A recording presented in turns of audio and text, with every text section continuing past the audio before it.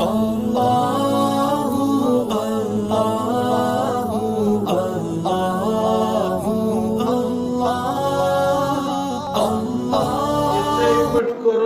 حلال جانور موکر اور تنبار کھیون یہ تھپ تھپ یہ حلال جانور موکر اور تنبار یہ تھپ تھپ آٹھ مہینس یہ کھیوت ہون اتھے پٹ کرن یہ حلال جانور موکر اور تنبار کھیون یہ تھپ تھپ کر اور اللہ کی حلال کہتا چیز کو جو شخص حرام کہے اس پر حکم لگاؤ.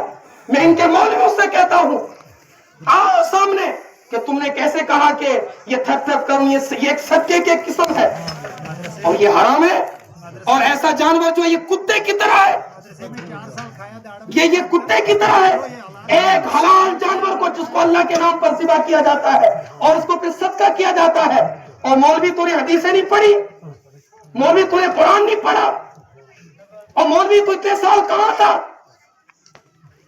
اس لیے ایسی باتیں مت کرو, ایسے لوگوں سے دور ہو. ہم اہل سنت والجماعت کے علماء کہہ رہے تھے لوگوں سے کہ یہ لوگ جو ہیں ولیوں کے بھی گستاخ ہیں, یہ انبیاء کے بھی گستاخ ہیں, یہ سب کے گستاخ ہیں.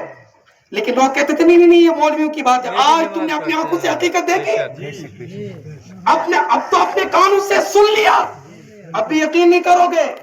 اور میں 3-4 سوال کرتا ہوں. پہلا سوال, مولوی بتاؤ قرآن کی کون سی آیت, حدیث کی سیاہ ستہ ہو یا دیگر حدیث کی کتابیں ہیں, کس حدیث سے تو نے اس کو حرام کہا؟ سر مشابہت کتے سے دی. دوسری بات, تو نے ایک حلال, دوسرا سوال, تو نے ایک حلال چیز کو حرام کہا اور اس کو حلال چیز کو تو نے ایک حرام چیز سے مشابہت دی.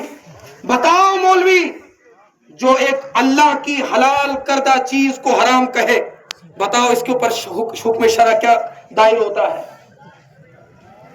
تیسری بات, تیسرا سوال, جو مولوی منبر رسول پر بیٹھ کر اللہ کے نبی کی طرف, اللہ کے دین کی طرف غلط چیز کو منسوب کرے, جس چیز کو اللہ نے حلال کیا ہے, اللہ کے نبی نے حلال کہا ہے, اس کو حرام کیا, بتاؤ اس نے